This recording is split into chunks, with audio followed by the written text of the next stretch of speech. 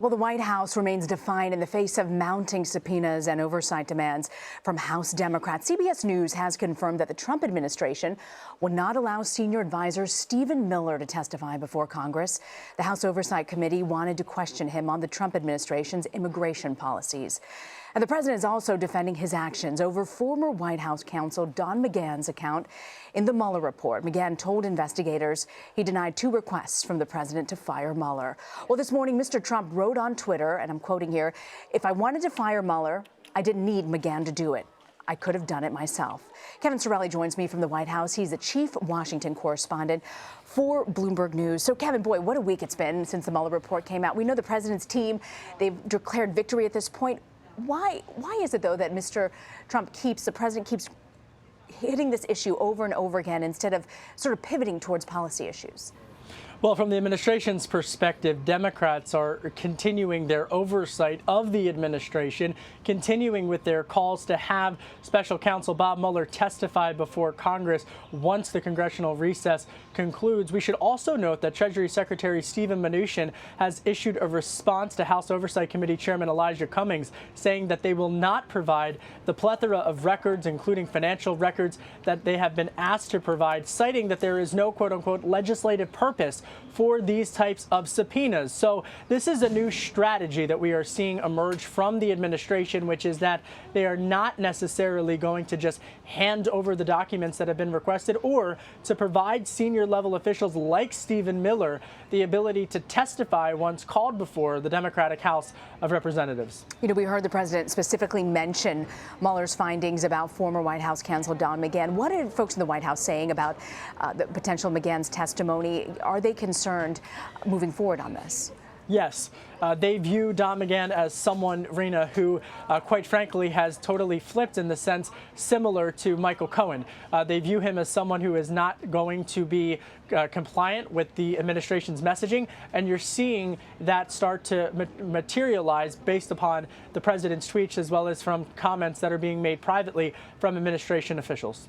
You know, it's interesting. The White House says that they're not going to let Stephen Miller testify on immigration before the House Oversight Committee, but they will allow other officials to testify on the topic.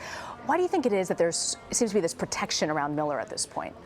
Well, 2 things, and there's 2 different answers that you get when you ask this question here in Washington. The first is from the sense of they just don't want to have a political piñata of sorts put up there on Capitol Hill. Stephen Miller has been increasingly a divisive figure within this administration, not just amongst Democrats, but also amongst more moderate voices within the Trump administration. And the second point is that President Trump himself, according to some sources, has grown frustrated that Stephen Miller has been largely seen as the architect behind the administration's immigration policy. They say that all things start and end with President Trump. And so now you have the acting Secretary of the Department of Homeland Security, Kevin McAleenan, who has really emerged as the voice here. He's tasked with merging all of those divisive voices within the administration and the diverse issue of immigration. And it's an incredibly difficult line for them to walk. Beyond that, even at the issue of the border, where the president earlier this week threatening to send down armed troops to the U.S.-Mexico border, you also have this private discussions going on with Democrats led by Chief of Staff Mick Mulvaney, as well as Jared Kushner, to try to potentially gauge whether or not there would be some type of legislative package that Democrats would be able to get on board with. That's very difficult, but hey, when you look at infrastructure and you look at Speaker Nancy Pelosi set to be at the White House next week, maybe there is an opening.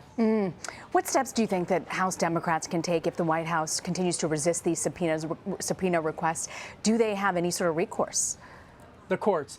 They are putting all of their eggs in the judicial process. And in fact, that is truthfully why you're seeing the consistent calls from the likes of Democrats to continue to hold oversight hearings, to continue to press forward against these specific transparency. They want to see the unredacted version of the Mueller report. I can tell you that earlier this week, Speaker of the House Nancy Pelosi convened a conference call. Remember, lawmakers are in recess, a conference call with Democrat House members, and according to senior staffers who were on that call, and listened to that call, rather, there's a divide about how potentially to proceed here, specifically on the issue of impeachment.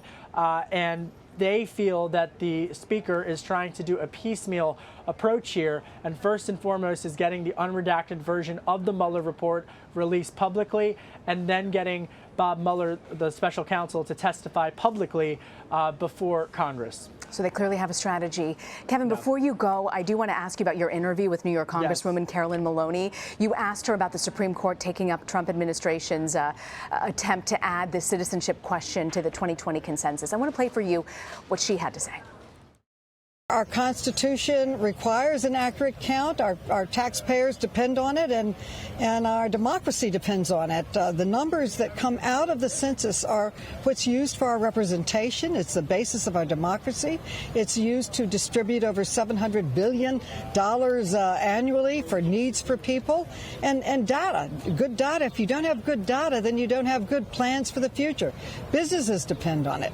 Government depends on it. And the whole purpose of the census is to be accurate. So why in the world would you add a question that all the professionals are saying would decrease the accuracy by a minimum of 5.8%, which is roughly 6 million people? We have states that have less population than 6 million people. So it's important. So when you talk about the census, what are Democratic lawmakers planning to do to try to stop that question from being added? And do they really have the ability to stop it if the courts ultimately say yes? Well, two things. First and foremost, if you look at the rhetoric out of these arguments that were held in the Supreme Court earlier this week, it would appear that the rhetoric is trending toward an approach that is in line with the administration, which is to get this question on the census. Now, the administration argues that this will be more accurate of a depiction, but of course, immigration activists are saying absolutely not. But the second point that I would make is that the business community, including prominent businesses like Uber, Lyft, Levi Strauss, they are urging the administration to reconsider this. They are in line with Democrats on this particular issue because businesses use the census data in order to craft economic forecasts. So there's a business angle here as well that lawmakers have been listening to. But from the Democratic perspective, Congresswoman Maloney does have a piece of legislation that would look to block this question from ever making its way on the census. Right now, it's up to the Supreme Court. All right, Kevin Cirilli, grateful you could join us. Thank you for having me.